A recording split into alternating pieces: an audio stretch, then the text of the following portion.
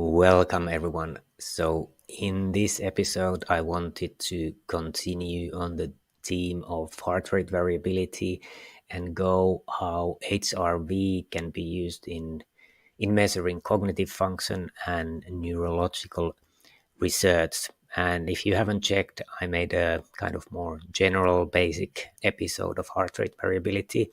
So if you are not familiar of heart rate variability, maybe I would suggest listening that first. And this one is based on the article we write on our website. So I am scrolling through the article at the same time. So if you want to also see it, you can either go to our website, web.fibian.com, and then articles and heart rate variability. We have several articles there, or you can head to YouTube where this video is also published. So, but I try to explain everything so you don't need it, so you can also go with the podcast episode. If we go a little bit the content, so we will look HRV and cognitive processes. We will look HRV in cognitive assessment and research, and we will also look a little bit on HRV in neurological health and HRV as neurological tool, and a little bit of future prospects. So, like said in earlier, RV is a very good indicator of our autonomic nervous system balance, the balance between the sympathetic and parasympathetic nervous system. And then if we look at HRV and cognitive processes, and especially the heart-brain connection, how do they link? How do we see it? So the first one is the autonomic nervous system connection, which we covered already. Then we can think it as a heart rate variability and emotional regulation. So emotional states have a significant impact on heart rate variability. So research has shown that positive emotions tend to increase heart rate variability, so meaning that the parasympathetic activity is more, so the heart rate goes down and heart rate variability goes up.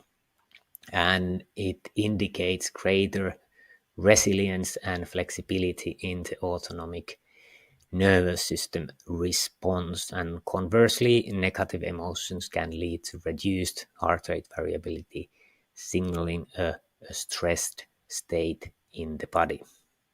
And then if we continue on stress response and HRV, stress, both physical and psychological, elicit a response from the autonomic nervous system. So HRV patterns change in response to stress, with higher stress levels typically leading to lower heart rate variability. And basically we can do these measurements in daily life, and we can do certain kind of analytics for the heart rate variability signal, and we can detect. Usually it's a little bit difficult to distinguish between physical and psychological differences. So if you, for example, doing a light physical activity versus psychological stress, they might both seem similar. So those might be difficult to differentiate only from the heart rate variability signal. And then fourth, if we look cognitive load and heart rate variability is sensitive to changes in cognitive load. So during tasks that require significant mental effort, HRV patterns can alter, reflecting the brain's demand for more oxygen and energy, or more attention needed. And this relationship provides a pathway for using HRV as a tool to assess cognitive workload and fatigue in workers. And then fifth, if we look implication in cognitive health, the heart-brain connection as reflected in HRV has far-reaching implication in cognitive health. And by understanding HRV patterns, researchers and clinicians can gain insights into an individual's cognitive state, stress levels, and overall mental well-being. And if you interested more on HRV and mental health, we have a specific article of it on our website, so you can read more on that topic from the article. And then if we look how heart rate variability is used in cognitive assessment and research. So we can do studies, for example, with HRV and attention. So the fluctuations in HRV are closely linked to attentional processes, as we discussed earlier. And higher heart rate variability is often associated with better sustained attention and focus.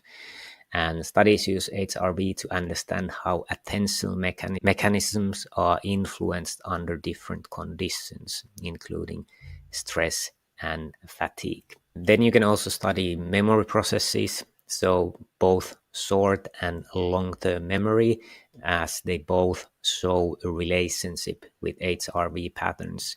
And research indicates that higher HRV is correlated with better memory performance, suggesting a role of the autonomic nervous system in memory formation and retrieval.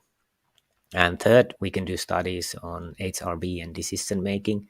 So decision making processes, especially under pressure or in complex situations, can significantly impact HRV.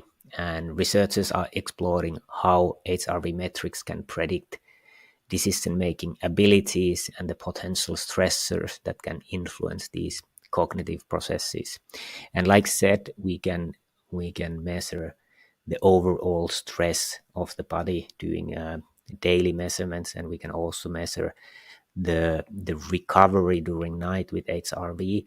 And if you're very stressed during the day and you don't have enough recovery in the night, it's quite logical to think that our decision making is not optimal, and that's important, especially for jobs who are making high stake decisions all the time. And fourth, we can do cognitive load assessment through HRV, and it's a nice non-invasive method to assess cognitive load, and we can get some sort of indication of mental workload and stress associated with various cognitive tasks. And for knowledge workers, it is very important to measure these. Usually many jobs have stress, and it's important that it doesn't go over.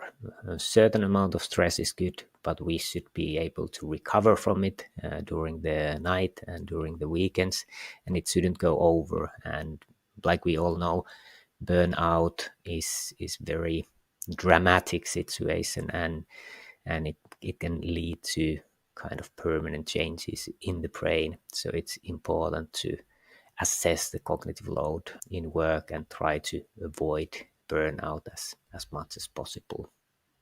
And about future directions in cognitive HRV research, there is a lot of potential. It's a very non-invasive and easy variable to measure, and it is very well linked. I think HRV is one of the best signals we can measure from the human body, because it is linked to so many things, and we can do it non-invasively just with few electrodes on the chest or just the wrist-worn device on the wrist.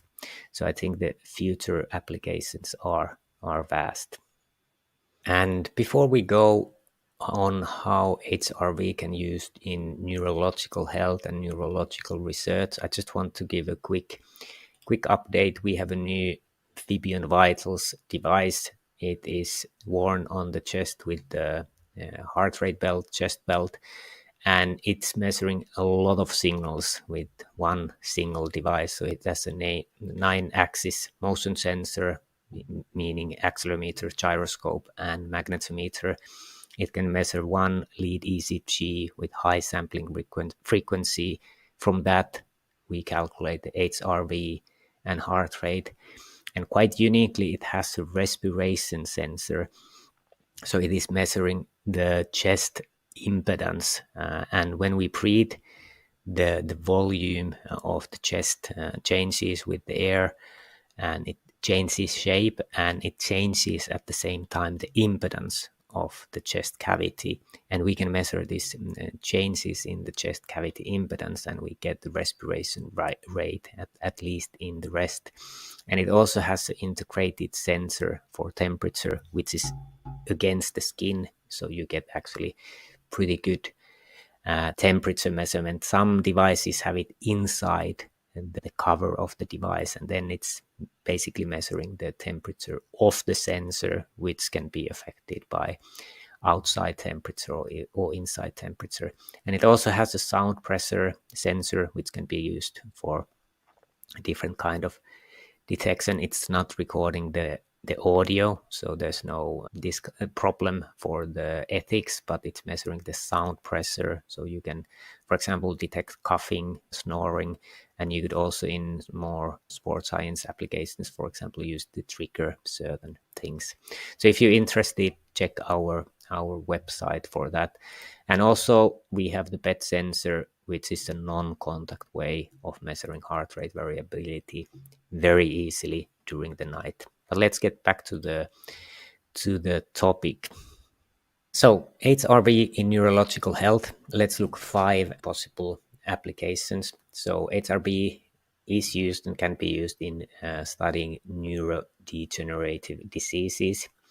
And studies have demonstrated altered HRV patterns in conditions like Parkinson's disease and Alzheimer's.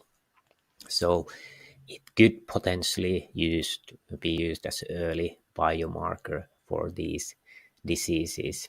And we have also noticed fluctuation in HRV in patients with epilepsy. So we could maybe in the future have a potential predictive markers, for example, seizure events, which would be important. And also in stroke recovery, HRV analysis has been used to assess autonomic function in stroke patients, aiding in rehabilitation strategies and recovery monitoring. And naturally, as HRV is measuring the autonomic nervous system, you can measure autonomic nervous system dysfunctions with it. So it's very crucial in diagnosing and managing various autonomic dysfunctions, offering insights into the balance between sympathetic and parasympathetic activities. And then you can use it also in mental health applications, as it can be used to measure levels of anxiety, depression, stress, and so on. So it is a good common measurements for mental health things, and can be used in many different ways. And then if we think HRV as a neurological tool, so how can you use it as a tool in neurology? And let's go through 5 potential possibilities. So it has a diagnostic potential. So it has the ability to reflect autonomic nervous system activity. So it is a valuable tool for diagnosing various neurological conditions, especially when combined with other measurements, other markers. Second, you can use it to monitor disease progression. So if you have regular HRV monitoring, you can help track the progression of neurological disorders, offering insights into the efficacy of treatments and interventions. Like I mentioned about the non-touch bed sensor, with that kind of solution, it's very easy to track longitudinally the heart rate variability, because people don't need to wear anything, they don't need to do anything other than just sleep in the bed, and you get the measurements. So I think this will be used much more in the future when we get just more data, and we have AI algorithms analyzing the data.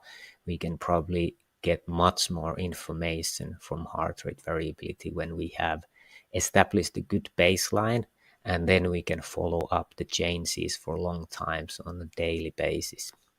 And third, HRV can be used for personalized medicine. It can aid in developing personalized treatment plans tailored for the individual's specific autonomic profile. And fourth, it can be used in many research applications like we covered earlier. So it can be used to explore the underlying mechanisms of neurological diseases. And we can use to develop new therapies and interventions.